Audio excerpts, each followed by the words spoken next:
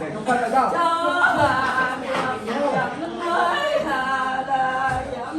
Đấy, để hoa để như vậy bên dưới không phân vào.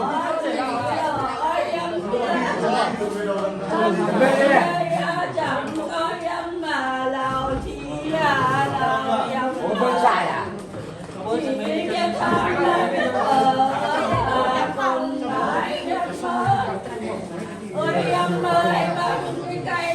Quay với cả một xéo rồi. Còn chạy cả